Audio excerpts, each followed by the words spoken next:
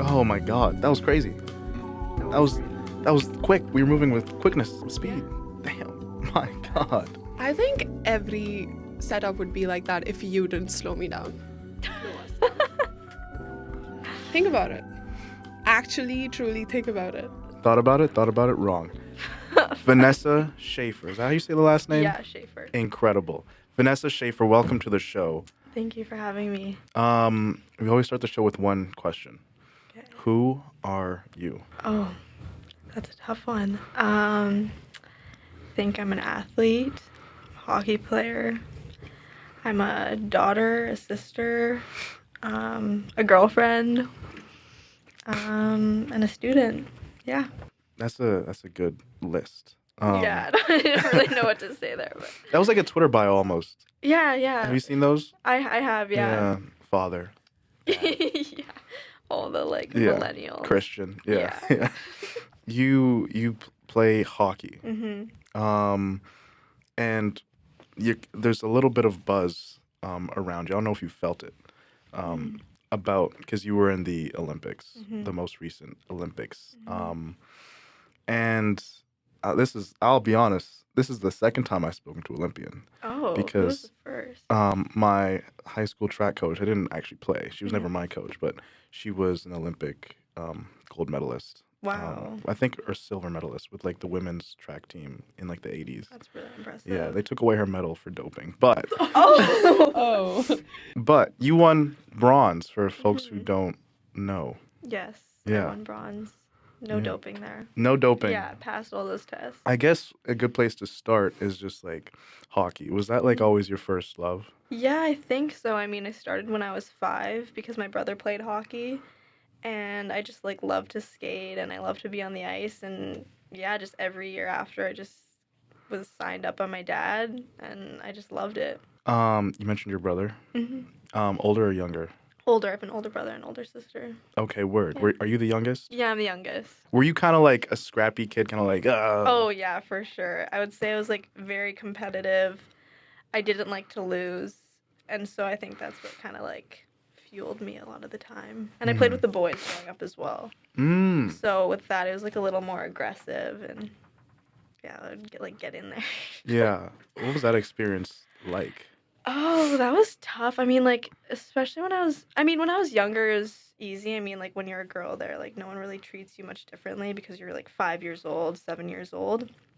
But as you get older, I mean, boys start to change. You start to be treated a little differently. And so I stopped playing boys, not because of that reason, but I stopped playing when I was, I think, 13, 14 years old, and then I played with the girls. But it's just different because some boys will tease you, or because you have some friends that are boys on the team, they'll tease you about that, or boys are just boys. So that was definitely a different experience. Boys suck. Yeah. Do you have more to say to that, Maydha Sue? I'm just glad to hear you admit it. Oh, I think I happily admit boys suck. Glad to hear that. Yeah. Yeah. How do you define boys? Boys is a state of mind, actually, in my opinion. Because it's there's a lot of men who are boys, and I'll look at them and man. Yeah, you know? very true. Yeah. Majority. I would say so. Yeah. Yeah. I had this realization, today. Where I was What happened today? nothing. I was just thinking about it. I think I was thinking about some people that I know in my life. And I was like, man, this guy's such a boy. Let's drop names right now. Timothy Oliphant, Joseph Smith, oh, wait, hold on. Sorry. I forgot you were here.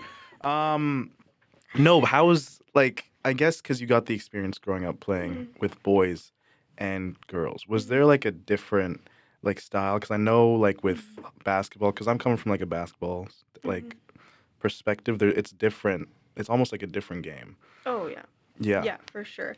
I mean, by the time I switched, the boys were already hitting, and the girls, I mean, there's no contact, they say. There's still contact, just no body checking. And so in that sense, yeah, it's a different game. And of course it's slower because once guys go through puberty, I mean, they just become much faster and all of that. So like I would say that's a huge difference as well, and that changes the game a lot as well. And yeah, I think there's like a lot more like stick infractions with girls, like more I don't know, like hookings and stuff like that, slashing because you can't like use your body as much. Yeah. For folks who don't know, what is a stick infraction? It'd be like if I like held you with my stick, or like if I like went like took your legs out with my stick, so that's like a tripping, or if I like hit you with my stick, that would be like slashing. So See, I would go out there and just use it as a lightsaber. That's why yeah. I don't play hockey for that reason. Yeah, I don't know. Right, you might that get reason. chirped for that. You think I get chirped? Oh, for sure. Chirped? I know this. I lived in Alberta. Chirped is hockey slang for shit talk. Hmm. Yes. Yeah, sorry, I Yeah. didn't know. Yeah, I didn't know Yeah. that was. Why? Like, do you ever wonder what the origin is? Because, like, chirped is, like, it's a bird. Because like when birds are chirping, they're just talking like outside. But why It's is that just, like, shit noise? talking? It's just like noise, like Yeah. chirping. Yeah. I think that's where it comes from, Mm. but that might not be true. That's some quick That's thinking. Just, yeah. How was the Olympic experience? Start to finish, how did you get into the team? And then what was the dynamic like? Okay, this is a little bit of a long story, but it started, I think, in 2023. So after high school, I moved to Switzerland to play there for a year. So I played with a like pro women's team in Switzerland, the ZSC Lions, and then literally 4 games into that regular season, I was invited to go to a tournament with the Swiss national team. And those tournaments are just tournaments that happen throughout the year, almost like a prep for like the world championships and for the coach to test out new players. And it's almost like a tryout, but also to gain chemistry with the team. And so I played my first tournament against Sweden. And we played a few games there, and then after that, I guess I just like gelled with the team, and the coach liked me and how I played, and from then on, I was invited to a couple more tournaments, and then so in 2024, I made the world championship, the world's team that went to New York, and then from there, I just kind of like stayed in contact with the coach once I came to UBC because I just spent a year in Switzerland, then came to UBC. And in the summertime, I would like train with the team again. They'd fly me out. I'd go to tournaments, and then last year in 2025, I made the world's team that went to Czechia. And then again, it was like the same process like every year, just training with the team some more in the summer times, doing more tournaments, and then January 1st, I believe it was, I got the call that I made the team. And I was, like, in disbelief because the whole time that I was waiting, I was like, hey, like, if I don't make the team, like, whatever. Like, you know, like, I'm like, okay, I'm probably not going to make the team. Like, just trying to put my hopes down and not keep them too high. And then when I found out I made the team, I was in, like, absolute, like, shock and, like, disbelief. And I didn't even know what to think because I'm like, okay, like, I made the Olympics, but I'm still here. Like, I'm still training here. And then I went in end of January to go train in Switzerland with the team, and it was almost like a prep camp. We had like a couple practices a day. We were in the gym. We had an exhibition game against Sweden again. And then we went to Milan, which is where the Olympics were. And we got to the Olympic Village, and that's when it all like really sunk in. Like we were there. And I remember, like, going out the bus and getting our accreditations and, like, going through security and seeing, like, the Olympic Village and, like, what was there. And that was, like, so surreal. And then we went to the rink and we saw the rinks and got all set up. And, yeah, I think the first game was really when you were like, wow, like, we're here. Did you have any mentors on your team who kind of, like, helped talk you guys through the whole process? Yeah, we had, of what it was like. Or I guess it's, like, what to expect, I guess. Yeah, I mean, like, the majority of the team actually has already been to the Olympics. A lot of those girls made the Olympic team when they were younger, and so, like, I think a lot of the team was, like, in their 20s or so when they made the team, so around my age, and they all had like a lot of experience. So we kind of buddied up. You'd call it like our big sister, like buddied up with someone, and you can ask them questions, or you could just ask anyone on the team questions because they've all experienced it before. But it was a little bit different this year just because it wasn't COVID. Because last Olympics it was COVID, right? So yeah, I honestly, I don't think I had too many questions though, because I was just like living it and experiencing it. And so I just wanted to like soak it all in that way and figure it out for myself, I guess. And on one side, you had like the kind of like life changing, like ultimate achievement, like representing Switzerland almost. Yes. And at the other side, you had like a tournament. And I know, like, because you're a competitor, it was like, okay, I have to also lock in. Yeah.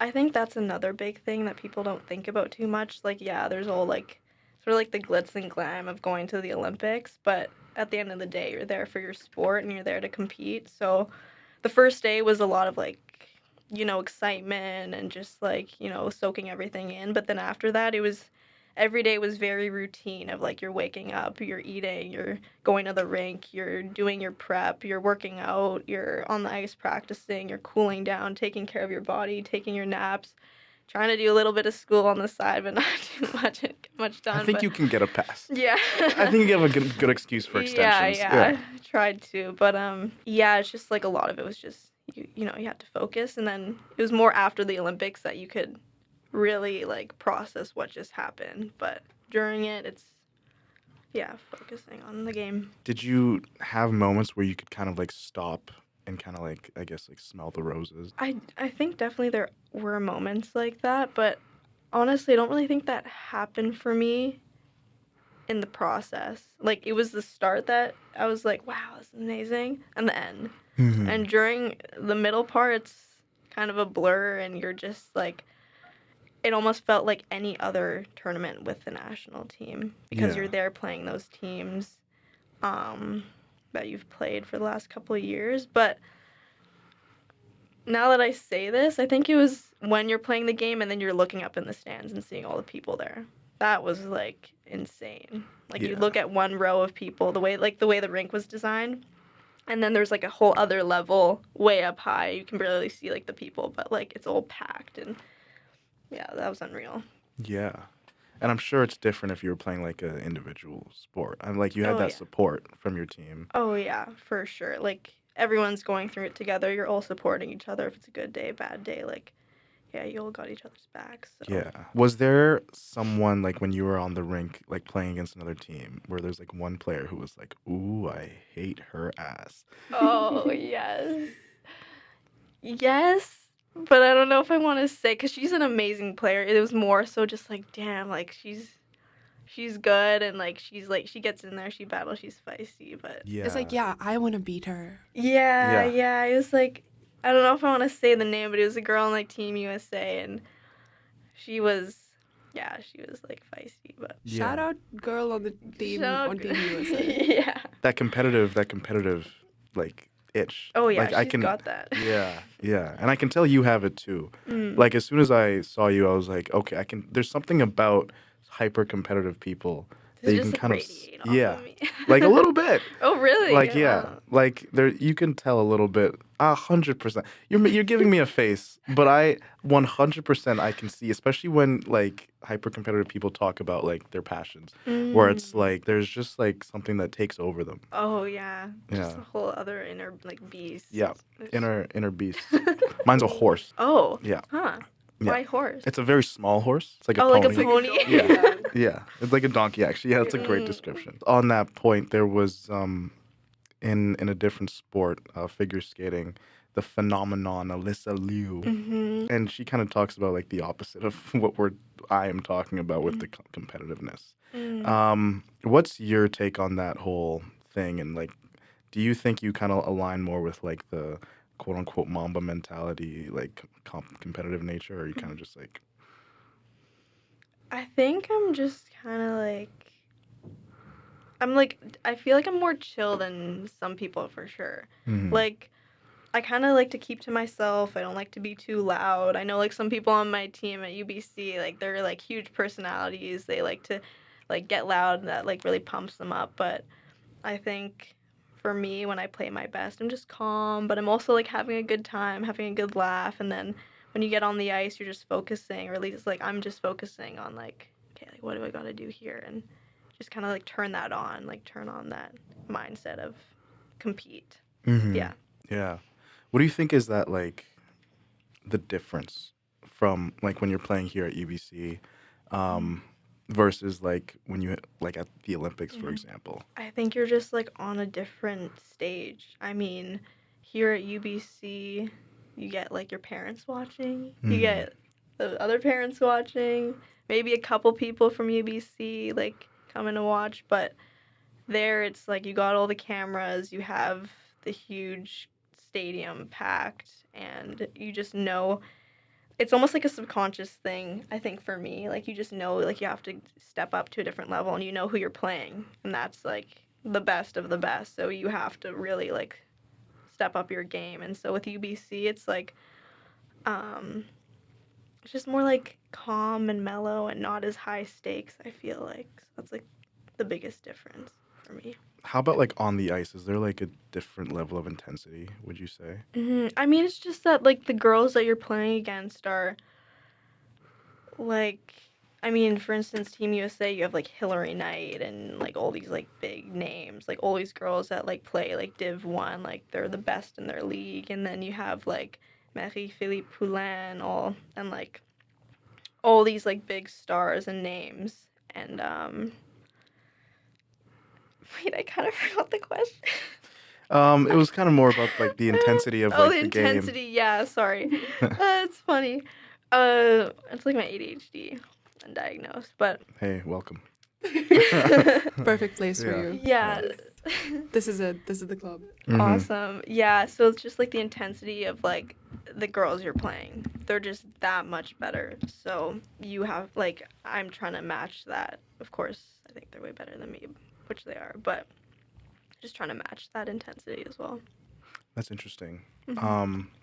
Because I've heard from a lot of other athletes that like in their mind they're the best player like out there. Do you think you have that, or are you kind of like you can like admit like yo they're No, like honestly, that's something I'm trying to work on, I think, and I've been trying to work on for the past few years is like my confidence on the ice. I like to say like I think I'm like a humble person and I don't like to hype myself up like ever. I just like to just keep getting better and yeah, I'm trying to build that confidence for sure. Yeah, yeah.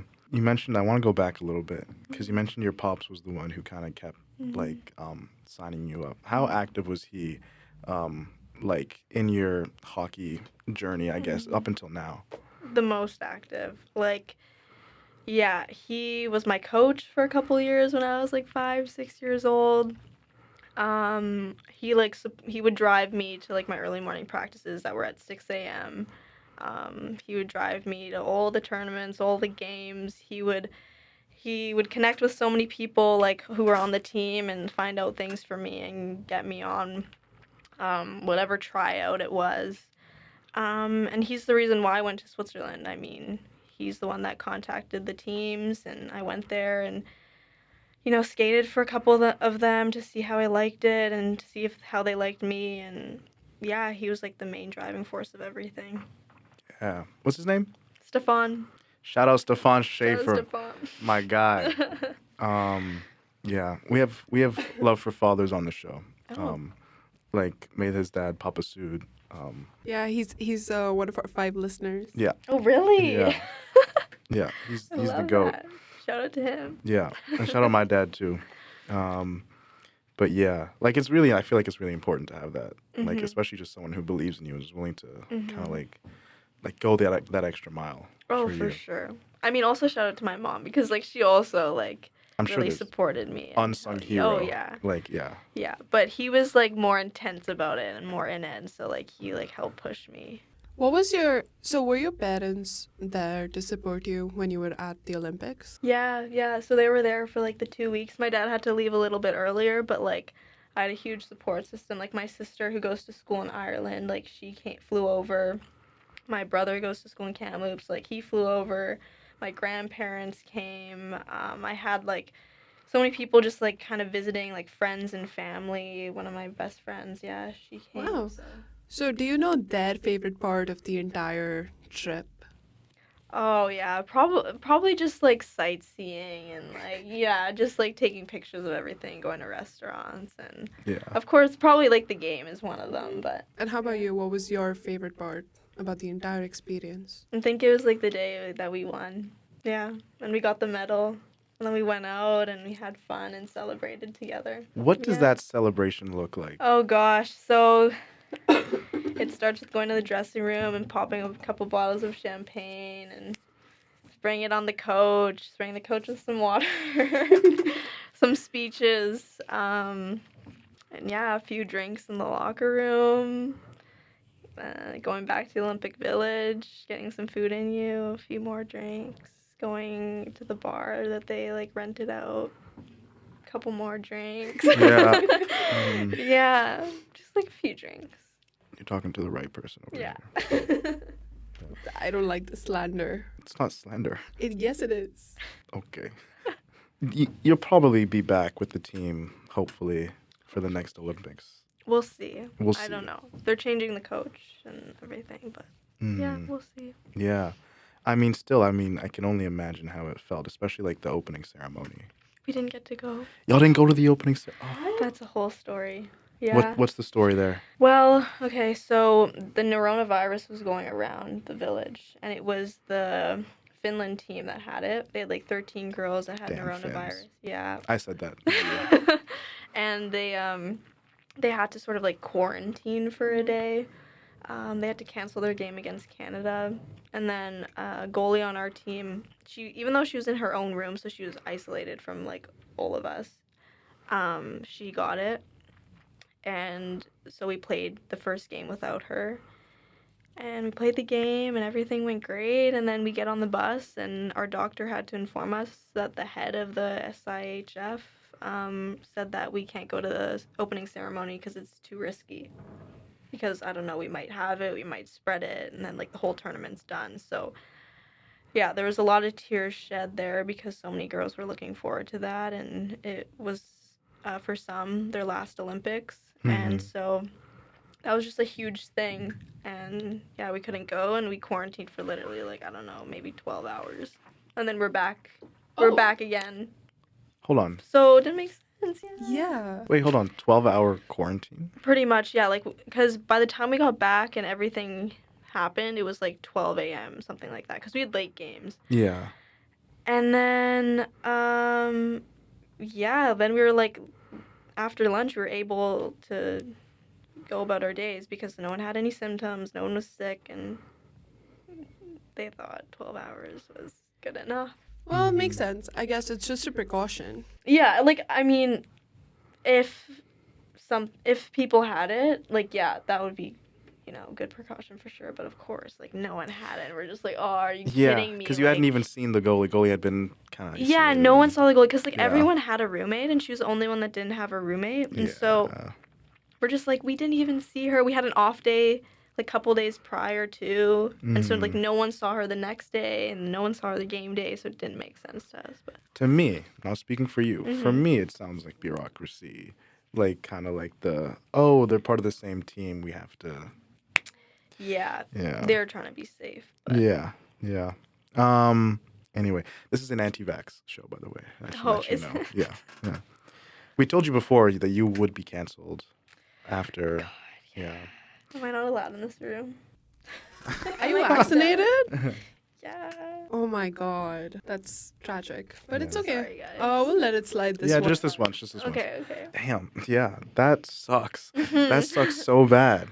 Oh my god. I'm just glad you guys got to make up for it Yeah. by winning the bronze. Yeah. Well, that's kind of ironic because, like, that's what we said in the room when we had the meeting, and we were like, the staff was saying, Kate, like, this is really hard for you guys, and this is tough, but, like, let's leave here with something that Yeah. we can, like, actually have. And then we ended up doing it, so that's crazy.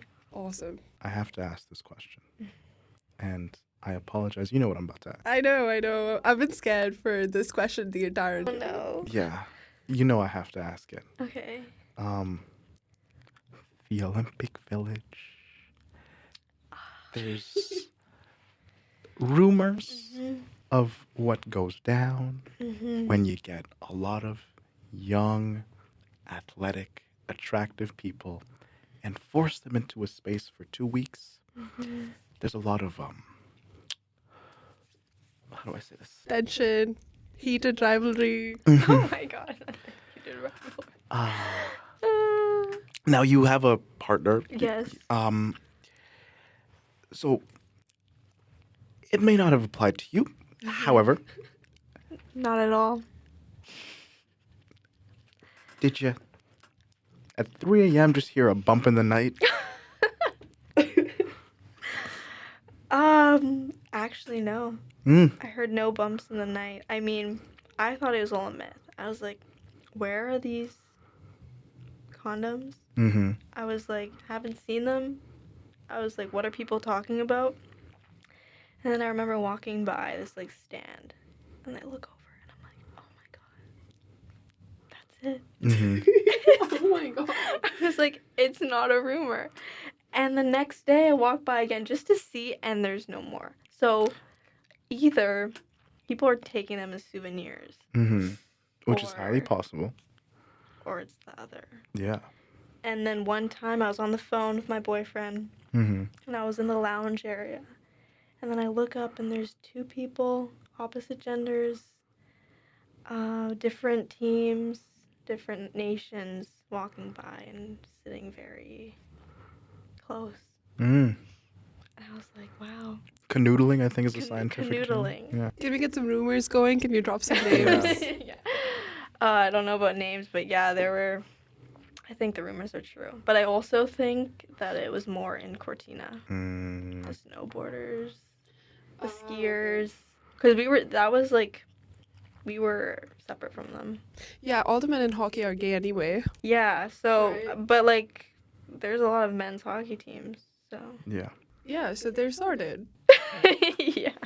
Was there anyone who kind of just like walked past and you're like, oh my God, is that?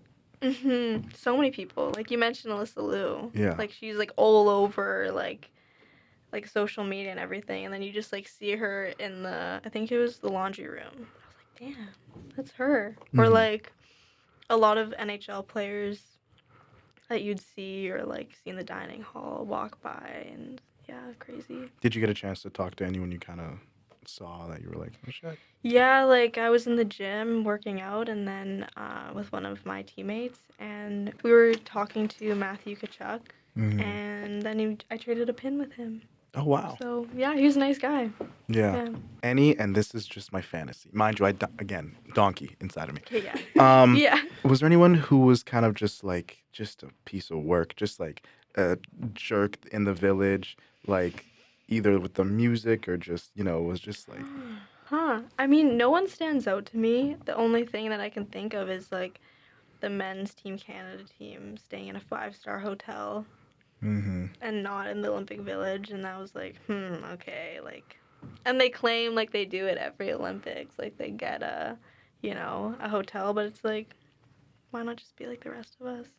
Yeah. What's the thing there? I haven't seen that. Yeah, I mean, like, literally everyone stays at the Olympic Village. I mean, it Mhm. is a sort of like a twin-size bed, but I don't know. I thought it was pretty comfortable, and why do you need any bigger? Mm-hmm. Yeah. And yeah, and like the whole men's team, they had a 5-star hotel. Like they came for one day, I think, to the Olympic Village just to see it, and then yeah, they left. Like tourists. Yeah, like literally. That's hilarious. Which is funny because it's like that's part of the whole experience. Yeah.